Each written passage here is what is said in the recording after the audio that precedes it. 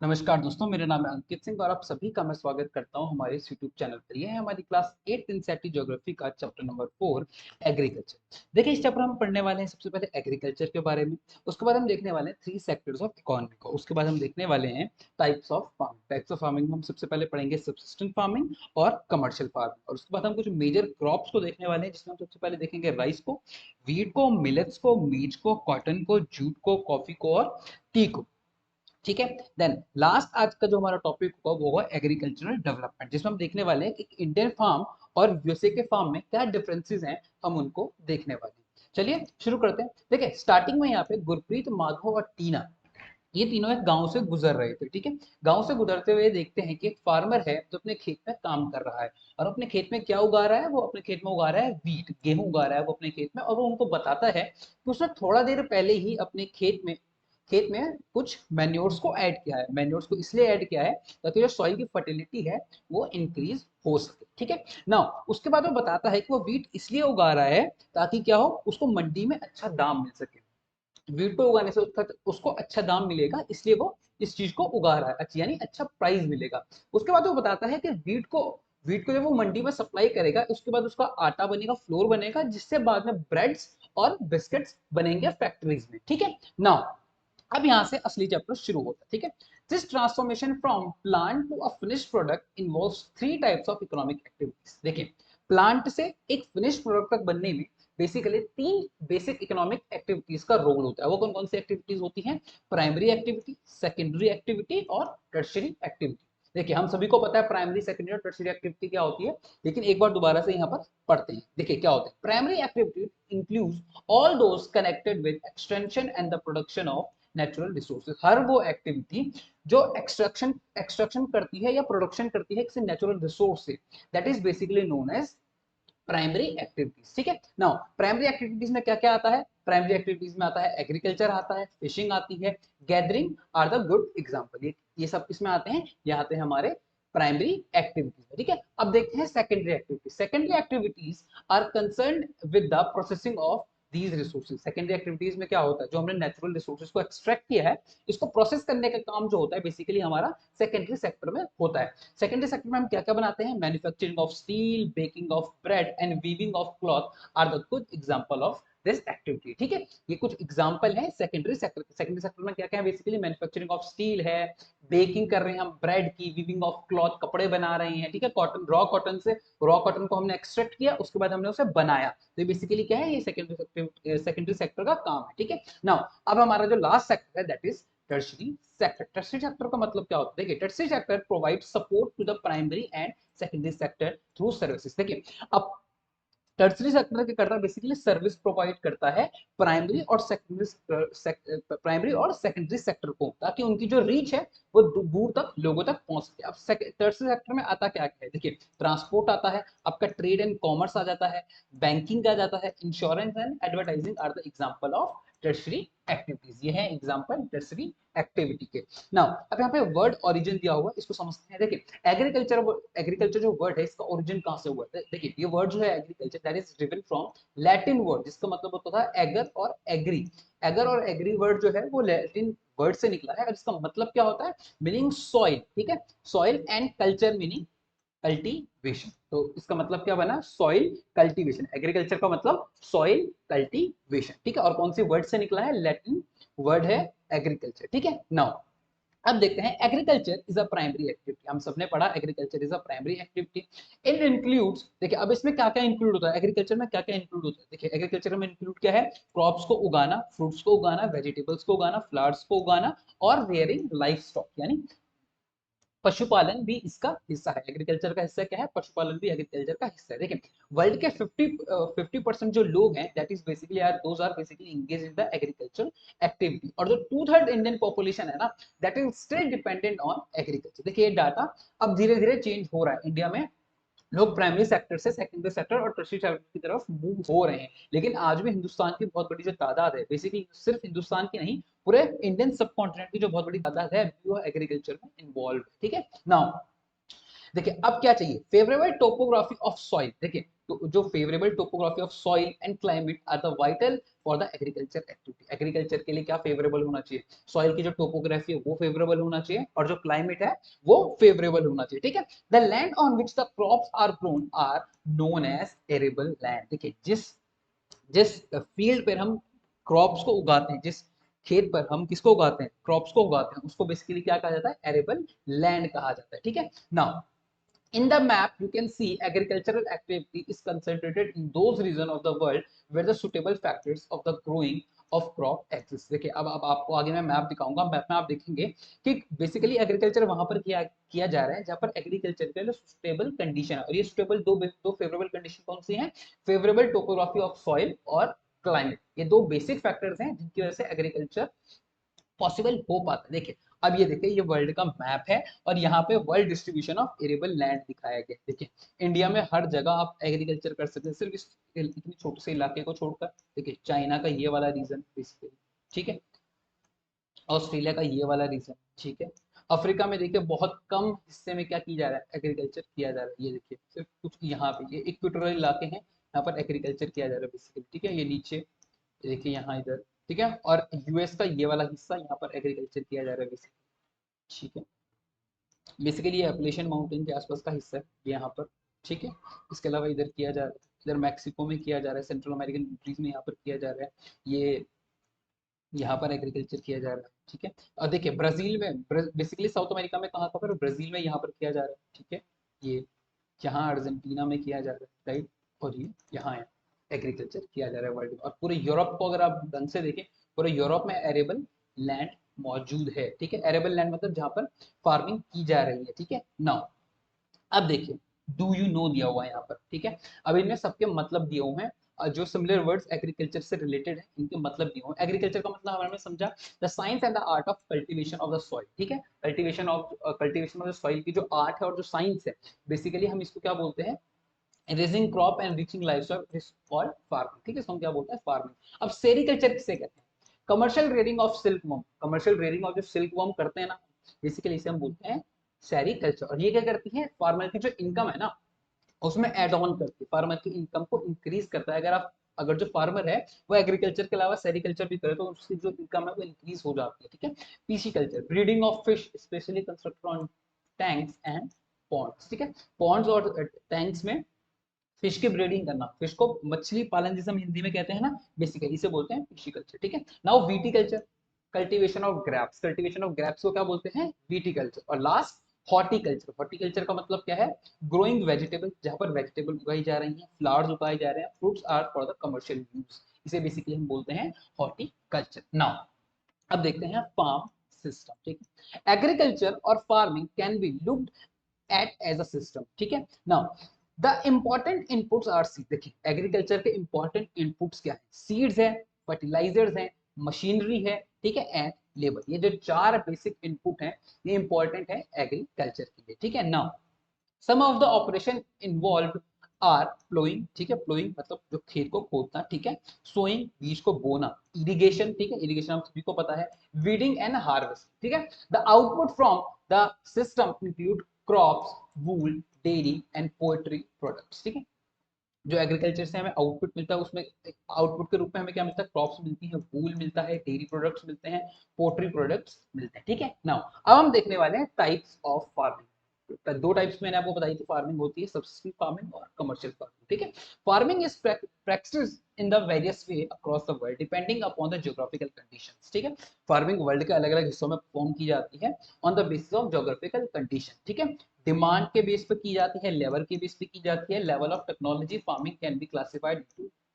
लेकिन इन सारे फैक्टर्स के बेस पर हम फार्मिंग को दो पार्ट्स में डिवाइड करते हैं, subsistence farming and commercial farming. अब देखते हैं ये सब्सिस्टेंस फार्मिंग और कमर्शियल फार्मिंग क्या होता है। सबसे पहले हम देखने वाले हैं सब्सिस्टेंस फार्मिंग। देखिए this type of farming is practice to meet the need of the farmers family. Farmer ये जो इस तरीके की जो बेसिकली फार्मिंग होती है, फार्मिंग तब की जाती है जब फार्मर अपनी बेसिक नीड्स को पूरा करना चाहता है, अपनी फैमिली की जो नीड्स है ना उनको कंप्लीट करने के लिए इस तरीके की जो फार्मिंग है वो फार्मर करता है। Traditionally low level of technology, इसमें क्या होती है, लो लेवल ऑफ टेक्नोलॉजी होती है, ठीक है। हाउस होल्ड लेबर यूज होता है, हाउस होल्ड लेबर का मतलब है घर के ही लोग इसमें क्या करते हैं, बेसिकली काम करते हैं।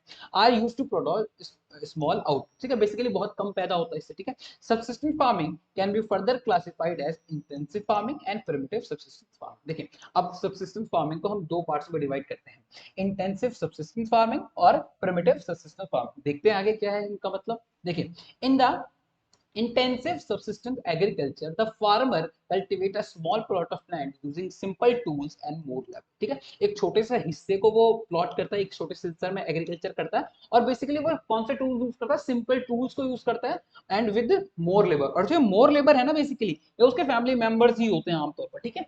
Climate with a large number of days with a sunshine and fertile soil permit growing of more than one crop annually on the same plot, ठीक है।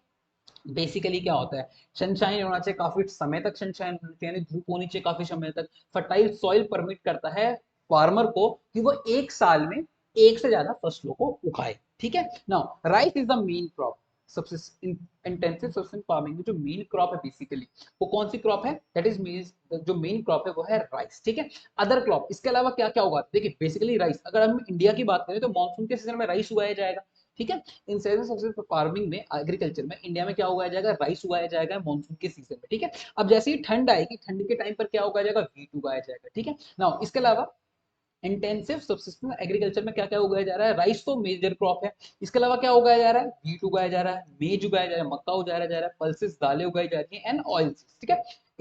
Intensive subsistence agriculture is prevalent in thickly populated areas of the monsoon region and of the south and south east. Basically ये जो farming है ये कहाँ पर की जा रही है, थिकली पॉपुलेटेड एरियाज जहाँ पे बहुत ज्यादा पॉपुलेशन है, हैवी पॉपुलेशन है, हैवी डेंसिटी पॉपुलेशन है, monsoonal region of south, south के मॉनसूनल रीजन में की जा रही है, ठीक है। South east and south east Asia, ठीक है।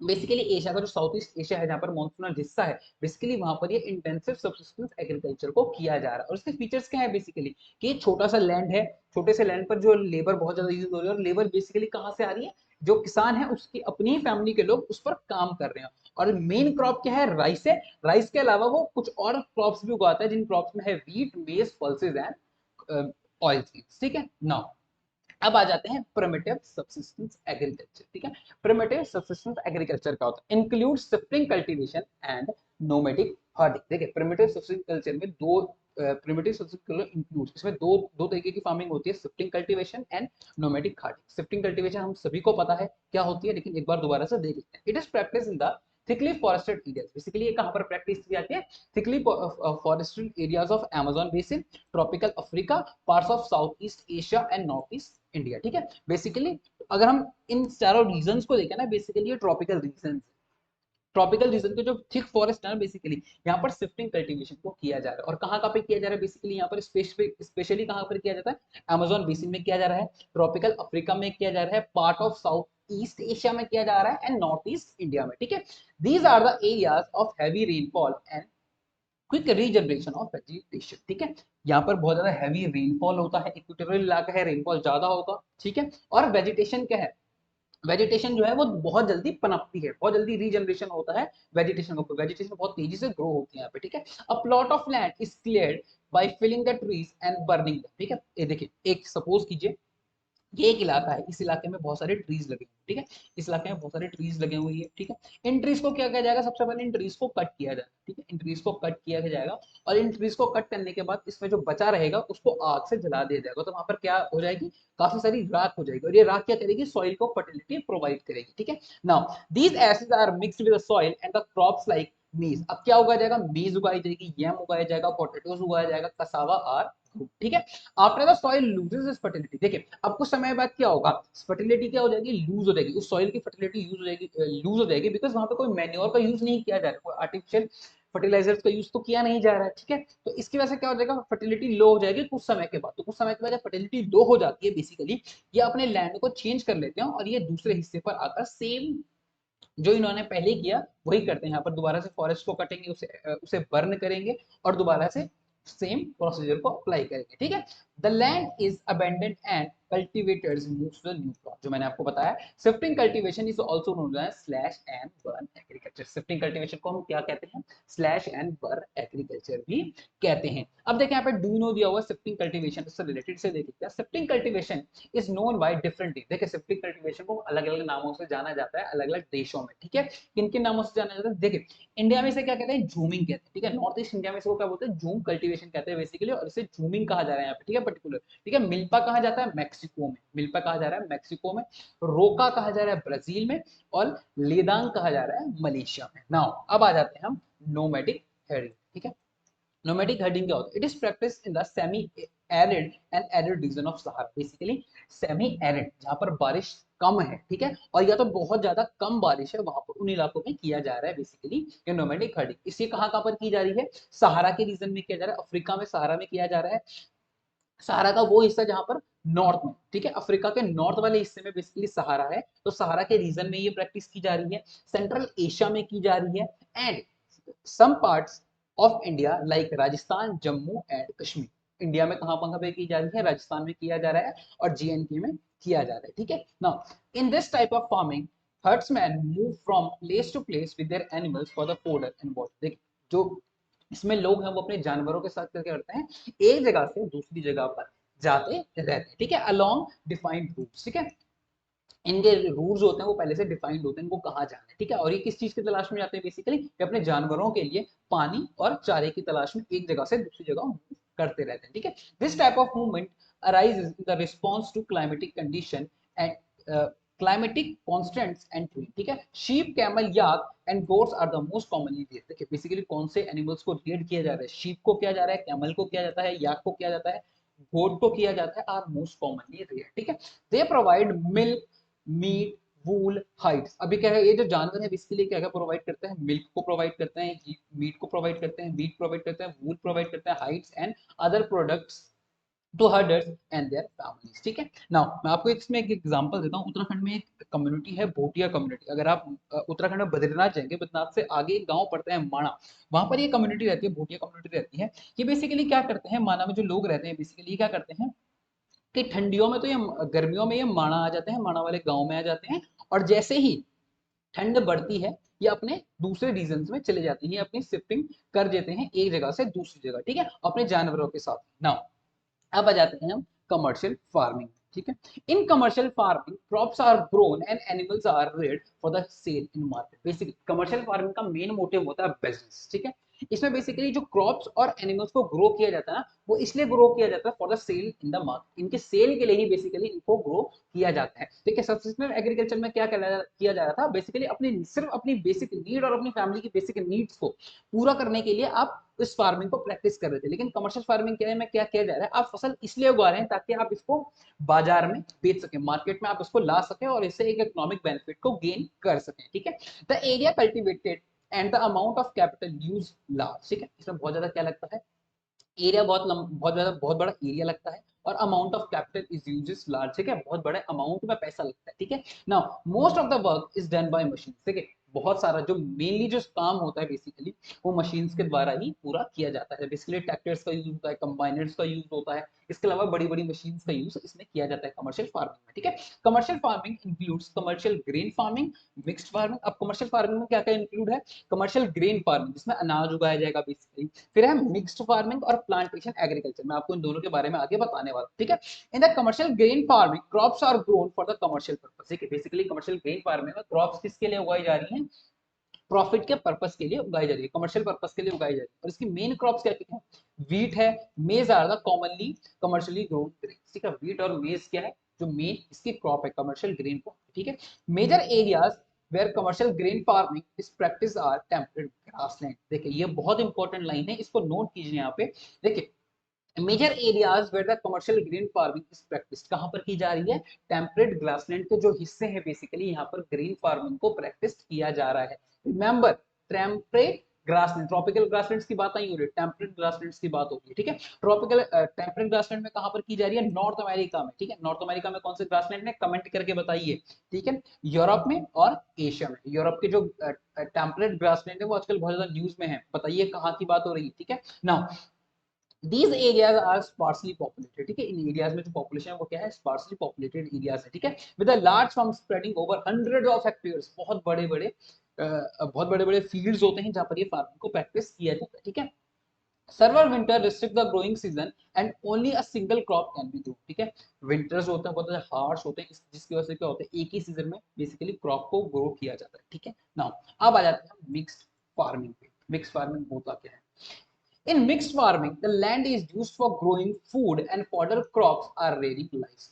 देखिए बेसिकली मिक्स फार्मिंग में क्या होता है, आप ग्रो फूड तो ग्रो करते ही करते हो, इसके अलावा फोडर क्रॉप्स भी आप ग्रो करते हो ताकि आपकी जो लाइफ स्टॉक है, बेसिकली जो जानवर हैं, आप उनको भी पाल सको, ठीक है। Now it is practice in Europe, इसको बेसिकली कहां पे प्रैक्टिस किया जा रहा है, यूरोप में किया जाता है, ईस्टर्न यूएसए में किया जाता है, ठीक है, अर्जेंटीना में किया जा रहा है, साउथ ईस्ट ऑस्ट्रेलिया में, न्यूजीलैंड एंड साउथ अफ्रीका। अब हम देखेंगे प्लांटेशन, ठीक है। प्लांटेशन है type of commercial farming. Plantation क्या है, कमर्शियल फार्मिंग की क्या है, एक टाइप है, ठीक है। Now where single crop of tea, coffee, sugar cane, cacao, rubber, banana और कॉटन आर ग्रोन। बेसिकली क्या क्या उगाया जाता है प्लांटेशन एग्रीकल्चर में, क्या क्या उगाया जाता है, एक ही सिंगल क्रॉप उगाई जाएगी एक इलाके में, ठीक है, और कौन कौन सी होगी वो, टी होगी या कॉफी होगी या शुगर केन होगा या कैशियो होगा या रबर होगा या बनाना होगा या कॉटन, ठीक है। लार्ज अमाउंट ऑफ लेबर, देखिए इसमें बहुत large amount of labour use होता है, ठीक है। मेरे घर के पास एक चाय का बागान है, वहां पर जब चाय की पत्तियों को तोड़ने का सीजन आता है तो बहुत ह्यूज अमाउंट में जो है ना वो लेबर आती है, और बेसिकली जो लेबर है ना, बेसिकली बहुत सारी वुमेन्स होती है, ठीक है। Now labour and capital R required, ठीक है, बहुत बड़ी अमाउंट में आपको लेबर चाहिए और बहुत ह्यूज अमाउंट में आपको क्या चाहिए, कैपिटल चाहिए, ठीक है, उसको बैलेंस करने के लिए, उसको प्रॉपरली रन करने के लिए आपको बहुत बड़ी अमाउंट में क्या चाहिए, कैपिटल चाहिए, ठीक है। The produce may be processed on the farm itself or nearby factories। देखिए बेसिकली क्या होता है, अगर सपोज करें सिर्फ चाय का ही एग्जांपल ले, जो टी प्लांटेशन का एग्जांपल ले, ठीक है, तो टी प्लांटेशन के आसपास ही, टी प्लांटेशन का जो बहुत बड़ा टी प्लांटेशन होता है उसी के बीच में अगर फैक्ट्री होती है, या थोड़ी सी दूर पर टी प्लांटेशन के थोड़ी सी दूर पर फैक्ट्री होती है, तो आमतौर पर क्या होता है, जहाँ पर प्लांटेशन होते हैं वहां की जो क्रॉप होती है उसके नजदीक में ही फैक्ट्री होती है, जहां पर ये जो क्रॉप होती है इसको बेसिकली प्रोसेस किया जाता है, या फार्म के बीच में ही आपको इसकी फैक्ट्री दिख जाएगी जहां पर ये बेसिकली क्या हो रहा है, प्रोसेस्ड हो रहा है, ठीक है। The development of transport network is such essential for such farming. देखिए ट्रांसपोर्ट नेटवर्क का होना बहुत ज्यादा जरूरी है इस फार्मिंग के लिए, ठीक है। Now major plantation are found in the tropical regions of the world. देखिए प्लांटेशन एग्रीकल्चर जहां पर फाउंड हो रहा है, ये कहां पर फाउंड हो रहा है, बेसिकली प्लांटेशन जो एग्रीकल्चर के लिए बेस्ट सुटेबल जो ज्योग्राफिकल लोकेशंस है वो है tropical regions of the world. Tropical region में कहां कहां पर, रबर इन मलेशिया, इंपॉर्टेंट याद रखेगा, rubber in Malaysia, coffee in Brazil, tea in India and Sri Lanka are some examples, ठीक है। नाउ आपने सुना होगा असम की चाय, राइट। नाउ मेजर क्रॉप, अब आ जाते हैं हम मेजर क्रॉप्स के बारे में। अब हम कुछ मेजर क्रॉप्स के बारे में देखने वाले हैं, ठीक है। A large variety of crops are grown to meet the requirement of growing population. देखिए बहुत बड़ी अमाउंट में क्रॉप्स को उगाया जाता है ताकि जो पॉपुलेशन की जो डिमांड है ना, पॉपुलेशन की जो नीड है उसको कंप्लीट फुलफिल किया जाए, ठीक है। ह्यूमन की जो पॉपुलेशन है उसकी डिमांड जिस तरीके से बढ़ रही है उतनी तेजी से क्रॉप्स की जो डिमांड है, ठीक है, ग्रेन्स की जो डिमांड है वो भी बढ़ रही है, ठीक है, इसलिए लार्ज अमाउंट पर इन्हें उगाया जाता है ताकि जो पॉपुलेशन की डिमांड है उसको फुलफिल किया जाए, ठीक है। Crops also supply raw materials for agro based industries. Crop क्या करती है, एग्रो बेस्ड इंडस्ट्रीज के लिए क्या देती है, रॉ मटेरियल भी प्रोवाइड करती है, ठीक है। मेजर फूड क्रॉप्स आर, अब मेजर फूड क्रॉप कौन कौन कौन सी है, व्हीट है, राइस है, मेज है और मिलेट्स है, ठीक है। Jute and cotton are fibre crop. Jute और कॉटन आप सभी को पता है फाइबर क्रॉप, बेसिकली इनसे कपड़े बनाए जाते हैं, ठीक है, इनसे फाइबर बनाया जाता है, ठीक है। Important beverages crops R T and coffee. हम सभी को पता है बेवरेजेस क्रॉप कौन सी है, क्रॉप टी है और कॉफी है। अब देखते हैं राइस के बारे में, ठीक है।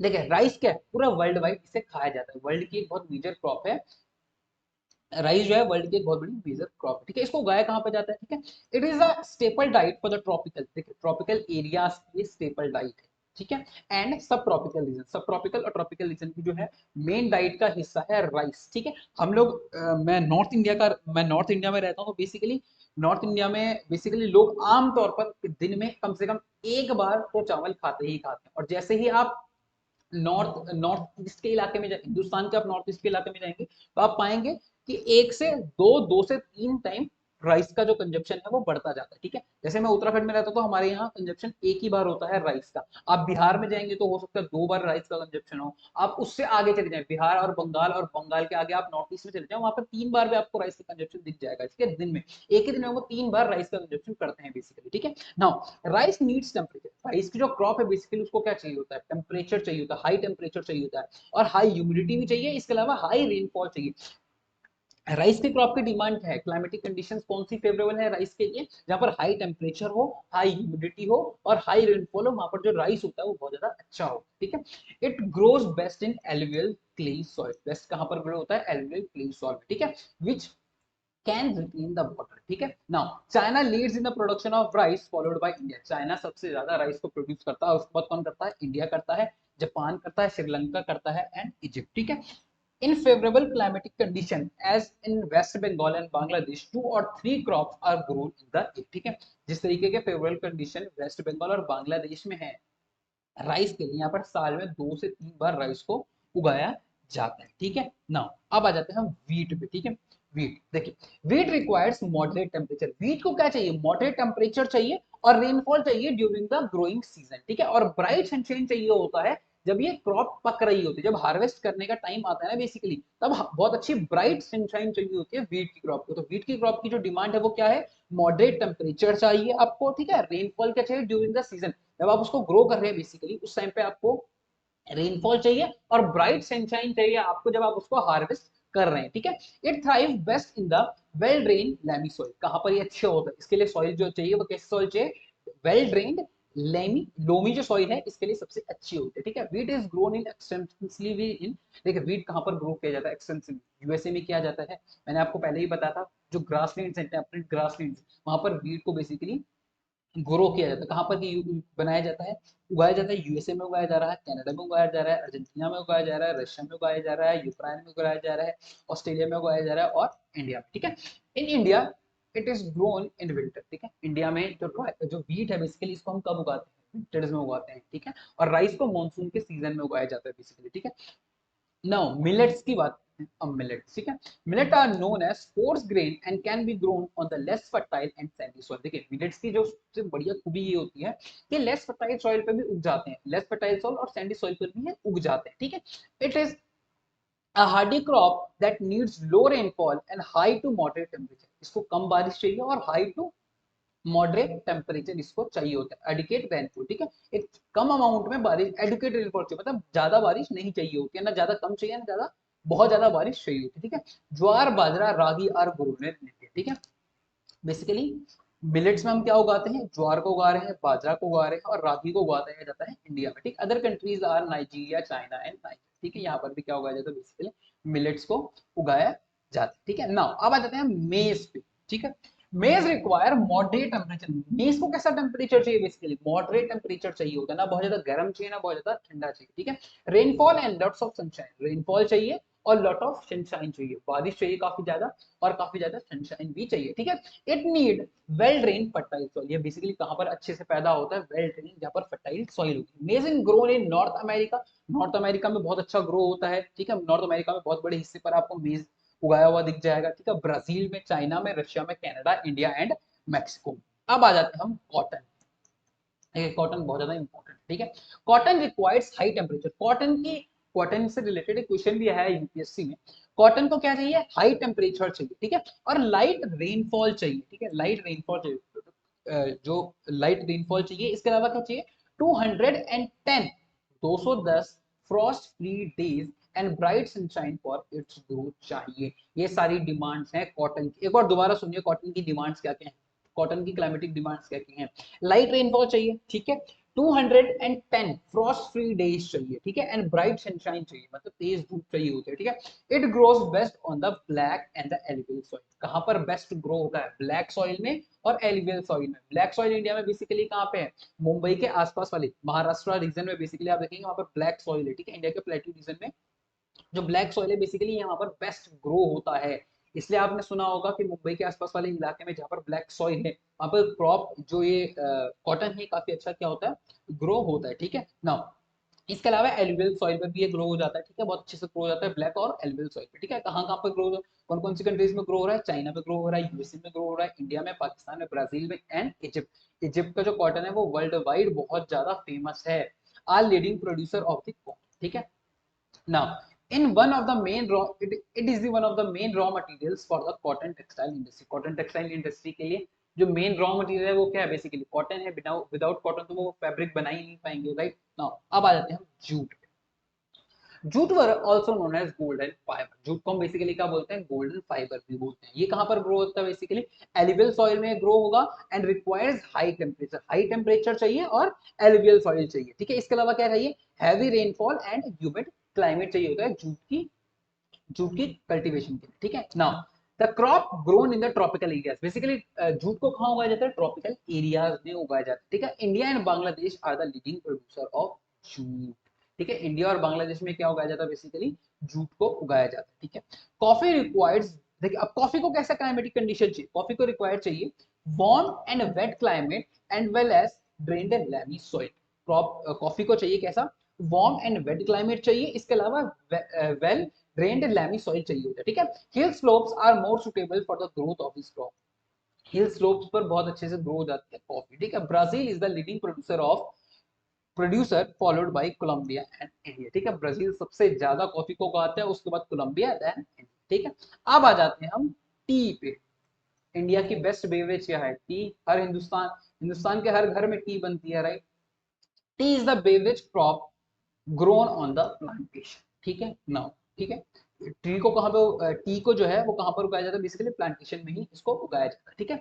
This requires cool climate. T को कैसा क्लाइमेट चाहिए, कूल क्लाइमेट चाहिए, ठीक, कूल क्लाइमेट चाहिए and well distributed high rainfall through out the year for the growth of the it's tender leaves. इसकी जो मुलायम पत्तियां है ना, इसके लिए क्या चाहिए, इसको हाई रेनफॉल चाहिए throughout the year for the growth of its tender, ठीक है। कूल क्लाइमेट और हाई रेनफॉल। इट नीड, इसको कैसी सॉइल चाहिए, well drained loamy soil and gentle slope.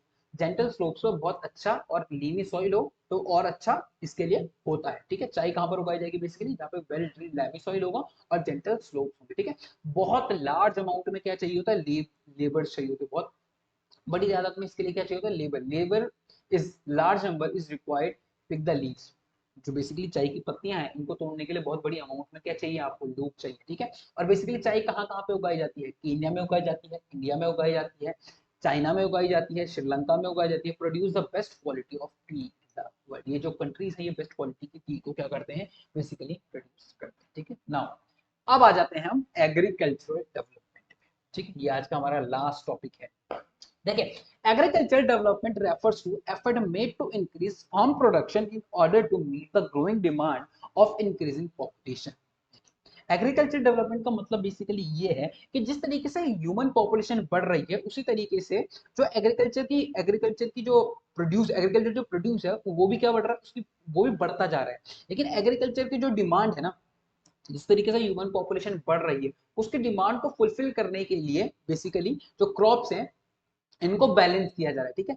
तो इसी को क्या बोलते हैं हम, एग्रीकल्चर डेवलपमेंट बोलते हैं, ठीक है। आपको क्या करना है, ह्यूमन पॉपुलेशन की डिमांड को फुलफिल करना है, बेसिकली यही क्या है, एग्रीकल्चर डेवलपमेंट है, ठीक है। This can be achieved in many ways. आप इसको देखें, आप ह्यूमन पॉपुलेशन की जो नीड्स है उसको फुलफिल करने के बहुत सारे तरीके हैं, ठीक है। इस can be derived in many ways, ठीक है। आप ह्यूमन की जो पॉपुलेशन है उसको बहुत सारे तरीकों से क्या कर सकते हैं, फुलफिल कर सकते हैं, ठीक है। कैसे हो सकता है, इंक्रीजिंग द क्रॉप एरिया। आप क्या कर दीजिए, जिस एरिया में आप क्रॉप को उगा रहे हैं आप उस एरिया को क्या कर दीजिए, बढ़ा दीजिए, उसको उसका जो साइज है उसको इंक्रीज कर दीजिए, ठीक है। आप नंबर ऑफ क्रॉप्स को ग्रोन ज्यादा कीजिए, ठीक है। इम्प्रूव इरिगेशन फैसिलिटीज, आप सिंचाई की जो व्यवस्थाएं हैं, इरिगेशन जो फैसिलिटीज हैं आप इनको क्या कीजिए, इंप्रूव कीजिए, इनमें क्या लाइए, में टेक्नोलॉजी का यूज कीजिए। आप यूज कीजिए फर्टिलाइजर्स का यूज कीजिए ताकि क्या हो सके, प्रोडक्शन इंक्रीज हो सके, ठीक है। High yielding variety of seeds का आप यूज कीजिए, बेसिकली HYV सीड्स का आप यूज कीजिए, ठीक है।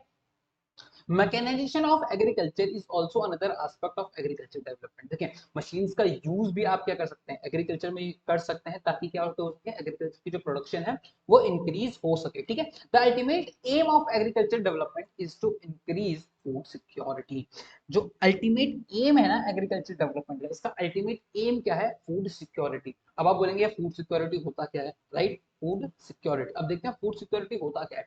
Food security exist when all people at all times have access to sufficient, safe, and nutritious food to meet their dietary needs and food preferences for the active and healthy life। देखें, जब हर व्यक्ति को सही समय पर खाना मिलेगा ताकि उसकी जो न्यूट्रिशन डिमांड है वो कंप्लीट फुलफिल हो सके, बेसिकली इसको हम बोलते हैं फूड सिक्योरिटी। ठीक है, now agriculture has developed agriculture has developed at different places in the different part of the world, ये हम सभी जानते हैं। ठीक है, डेवलपिंग कंट्री, देख अब यहाँ से इंपॉर्टेंट फैक्ट शुरू हो रहा है। ठीक है, developing countries with a large population usually practice intensive agriculture. ठीक है, डेवलपिंग कंट्रीज कौन सी एग्रीकल्चर को प्रैक्टिस करते हैं? इंटेंसिव एग्रीकल्चर को। मैंने आपको बताया था बेसिकली ये अपने intensive agriculture, developing countries intensive agriculture पे फोकस कर रही है। इंटेंसिव एग्रीकल्चर में होती है, यहाँ पर इंटेंसिव एग्रीकल्चर में क्या होता है बेसिकली, ये क्रॉप अपनी पूरी फैमिली की नीड्स को पूरा करने के लिए उगाते हैं। ठीक है, now where crops are grown on small holding। देखिए agriculture, intensive agriculture developing countries में हो रही है। यहाँ पर जो होल्डिंग्स है बेसिकली जो साइज है फार्म, जो लैंड का साइज है ये क्या है, बहुत ज्यादा छोटा होता है, मोस्टली फॉर द सब्सिस्टेंस, मतलब अपनी बेसिक नीड्स को पूरा करने के लिए आप ये करते हैं। ठीक है, larger crops are more suitable for the commercial agriculture. देखिए जमीन बड़ी होगी तो वो बेसिकली अच्छी होगी कमर्शियल एग्रीकल्चर के लिए। कमर्शियल एग्रीकल्चर आपको करना है तो आपको बड़ी जो लैंड है उसकी जरूरत होगी। ठीक है, और ये कहां पर आपको मिलेगी? यूएसए में मिलेगी, कनाडा में मिलेगी और ऑस्ट्रेलिया में मिलेगी। ठीक है, with the help of two cases. अब आपको दो केसेस यहाँ पर दिखाई देंगे, एक इंडिया का केस होगा और यूएसए का केस होगा, जिसमें हम समझने की कोशिश करेंगे that let us understand about the agriculture in the developing and the developing और डेवलप्ड कंट्री में जो एग्रीकल्चर है इसके बीच को डिफरेंस को हम देखने की कोशिश करेंगे।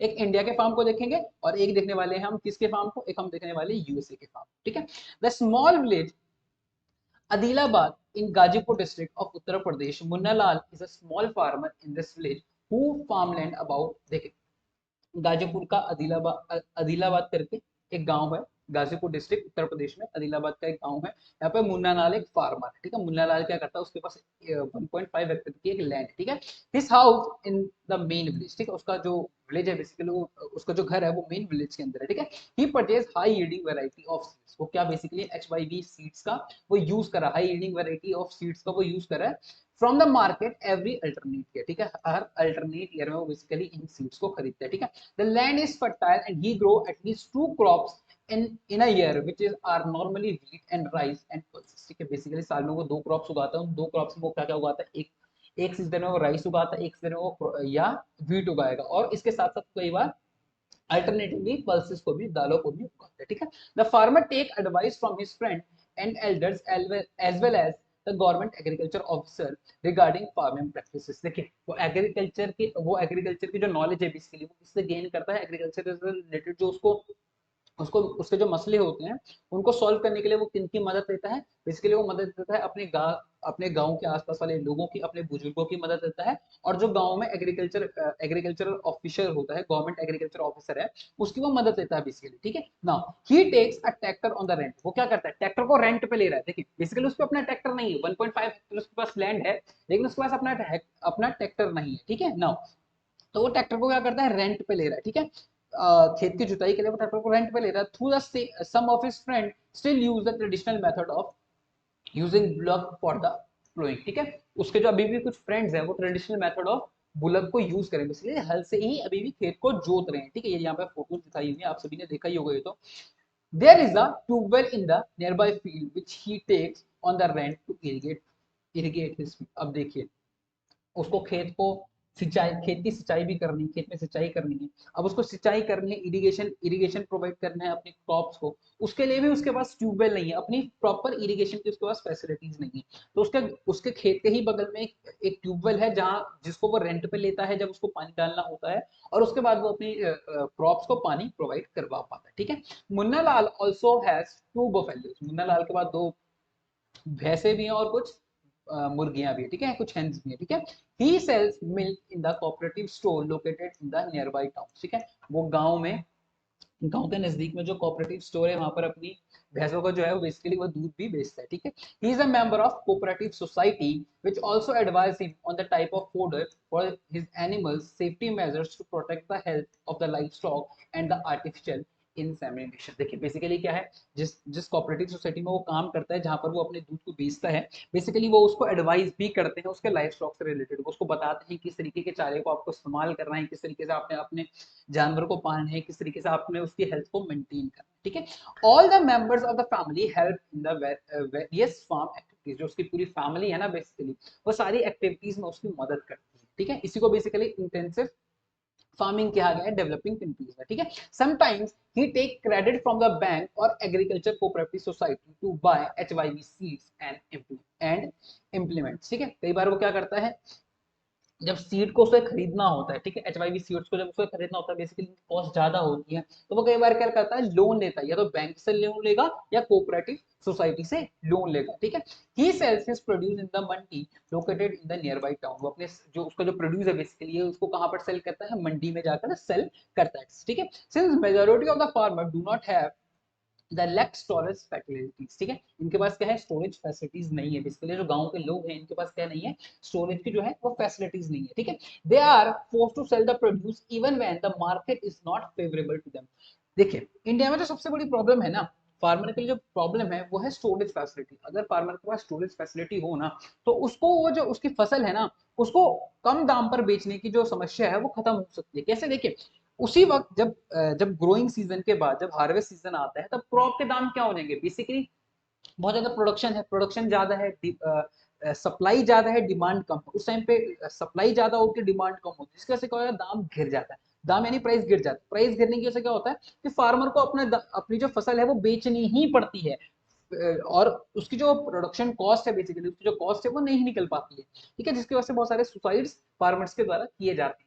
लेकिन अगर ये स्टोरेज फैसिलिटीज प्रोवाइड कर दी जाए इन फार्मर्स को, तो ये क्या कर सकते हैं, अपनी क्रॉप्स को कर सकते हैं इन कोल्ड स्टोरेज में रख सकते हैं, और ये उस समय का इंतजार कर सकते हैं जिस समय जो क्रॉप्स का दाम है वो बेसिकली इनके लिए सुटेबल है, ठीक है। लेकिन इनके पास बेसिकली इंडिया में क्या होता है, कोल्ड स्टोरेज की फैसिलिटीज फार्मर्स के पास अवेलेबल नहीं होती, ठीक है, जिसकी वजह से इनको उसी वक्त जब हार्वेस्ट हुआ है उसी के जस्ट बाद इनको अपनी फसल को बेचना है, चाहे वो प्राइस अच्छा मिल रहा है चाहे नहीं मिल रहा है, और अगर प्राइस अच्छा नहीं भी मिल रहा है तो भी आपको बेचना है, ठीक है। Now in the recent year government has taken some step to develop storage facilities. देखिए रिसेंट ईयर्स में गवर्नमेंट ने कुछ ऐसे मेथड्स को कुछ ऐसे योजनाएं गवर्नमेंट लेकर आई है जिसकी वजह से क्या हो, स्टोरेज फैसिलिटीज को डेवलप किया जाए। देखिए लिखने के लिए लिखा हुआ है, रियलिटी आप सभी को पता है, हर साल हजारों किसान हिंदुस्तान में आत्महत्याएं करते हैं just because of this problem. Now अब देखते हैं एक फार्म की स्टोरी यूएसए में, यूएसए के फार्म किस तरीके से होता है। पहले तो इमेज देखिए,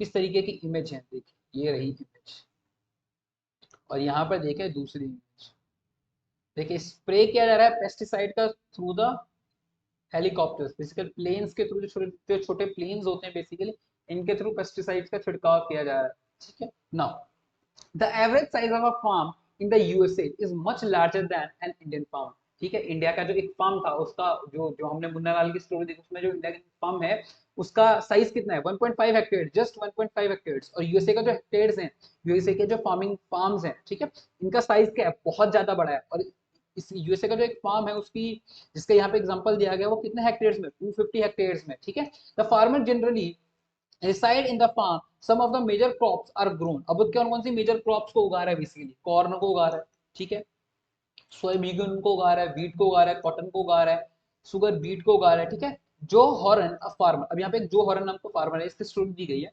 अ farmer in the mid west USA, कहाँ पर रहता है, मिड वेस्ट यूएसए में रहता है। In the lower state owns about 300 hectares of land, basically यहाँ पर उसके पास कितना हेक्टेयर लैंड है, 300 हेक्टेयर्स ऑफ लैंड। इंडिया में कितना है, 1.5 हेक्टेयर जस्ट, ठीक है, मुन्ना लाल के पास। He grows corn on his field after making sure that soil and the water resources meet the need of the crop, ठीक है। वो क्या उगाता अपने फील्ड में, क्रॉप उगाता, लेकिन क्रॉप उगाने से पहले वो इस चीज को चेक कर लेता है कि उसकी जो सॉइल है वो सही है, उसमें जो वाटर कंटेंट है, उसमें जो न्यूट्रिशन कंटेंट है वो कंप्लीटली अच्छा है, उसके बाद ही वो कॉर्न को उगाता है। ठीक है, adequate measures are taken to control pest that can damage the crop. ठीक है, बहुत सारे मेजर्स को वो लेता है, एडुकेट मेजर्स को वो लेता है जब भी वो अपनी फसल उगाता है, ताकि जो पेस्ट है वो उसकी फसल को खराब ना कर सके। ठीक है, for time to time he sends soil samples to soil testing laboratory to check whether the nutritions are sufficient और नॉट। बार देखिए, तो समय समय पर क्या करता रहता है, अपनी सॉइल का जो सैंपल है वो लैबोरेटरीज को भेजता रहता है। वो चेक इसलिए भेजता है ताकि वो चेक करवा सके कि जिसमें न्यूट्रिशन का जो कंटेंट है वो सफिशिएंट है या नहीं है। अगर सफिशिएंट नहीं है तो वो उसको फर्टिलाइजर ऐड करने को बोलते होंगे, और अगर सफिशिएंट है तो उसे बोलते होंगे कि आप ज्यादा फर्टिलाइजर को यूज ना करें। ठीक है, the result help Joe Horn to plan a scientific fertiliser programme, वो उसको हेल्प करता है एक साइंटिफिक फर्टिलाइजर प्रोग्राम के लिए। ठीक है, मैंने आपको बताया कि अगर जरूरत है तो फर्टिलाइजर डालेगा, नहीं है तो नहीं डालेगा, और जितनी अमाउंट में चाहिए उतनी ही अमाउंट में जाएगा, ज्यादा नहीं डालेगा। ठीक है, his computer is linked to the satellite which gives him a precise picture of his field। basically उसका जो कंप्यूटर है that is उस वो जो उसका कंप्यूटर है that is basically linked with the satellite system। सोचिए कितना एडवांस सिस्टम है। इंडिया में आज भी बारिश और पता नहीं होता किसान को, और यहाँ पर जो है उसके फार्म जो है बेसिकली सैटेलाइट सिस्टम से लिंक्ड है, और उसको पूरा व्यू दिखता है अपने सैटेलाइट का अपने सिस्टम पे, अपने कंप्यूटर। ठीक है, this help him use the fertiliser. ठीक है, ये उसको हेल्प करता है फर्टिलाइजर, केमिकल फर्टिलाइजर यूज करने में उसको हेल्प करता है, and pesticide wherever they are required। ठीक है, ये अब वो कौन कौन से मेथड्स को यूज कर रहा है, कौन कौन से टेक्निक्स को यूज कर रहा है, कौन कौन से ऑब्जेक्ट्स को वो यूज कर रहा है बेसिकली अपने प्रोडक्शन को इंक्रीज करने के लिए। बेसिकली इंडिया में क्या यूज किया था उसने, एक ट्यूबवेल यूज किया था जिसको उसने रेंट पे लिया था, HYV सीड्स यूज किया था जिसको उसने रेंट पे लिया था, इसके अलावा ट्रैक्टर लिया था जिसको उसने रेंट पे लिया था, इसके अलावा ट्रैक्टर के अलावा उसके गांव में लोग अभी भी क्या कर रहे हैं, वही बेसिकली बैल के साथ ही खेत को जोत रहे हैं। ठीक है, लेकिन अब यहाँ पर क्या क्या चीजें इस्तेमाल हो रही है, देखो ट्रैक्टर्स का इस्तेमाल होता है। ठीक है, सीड ड्रिल्स का इस्तेमाल किया जा रहा है, वहां पर वो सीड्स को अपने हाथों से ही फेंक रहा है। ठीक है, लेवलर का इस्तेमाल किया जा रहा है। ठीक है, combined harvester and thresher to perform various agriculture operation. देखिए इतने सारे टूल्स का, मॉडर्न टूल्स का यहाँ पर यूज किया जा रहा है। ठीक है, a grains are stored in the automated grain storage और dispatch to the market agencies. Basically वो अपने ग्रेन्स हार्वेस्ट होने के बाद वो अपने ग्रेन्स को या तो स्टोर कर रहा है या डायरेक्ट किसी मार्केट एजेंसी को दे रहा है। ठीक है, now the farmer in the USA work like a businessman and not like a peasant farmer. देखिए यूएसए का जो फार्मर है ना वो एक बिजनेसमैन की तरह है। ठीक है, वो बिजनेस कर रहा है बेसिकली, लेकिन इंडियन फार्मर की सिचुएशन क्या है, एक पीजेंट फार्मर की तरह, मतलब एक बहुत एक आप कह सकते हैं बहुत गरीब उसकी स्थिति है यहाँ पर। लेकिन यहाँ का जो फार्मर है, यूएसए का जो फार्मर है, उसकी सिचुएशन एक बिजनेसमैन की तरह। ठीक है, so I hope you like it. This is the end of the chapter. अगर आपको पसंद आया तो प्लीज लाइक कीजिए, शेयर कीजिए और सब्सक्राइब कीजिए। ठीक है।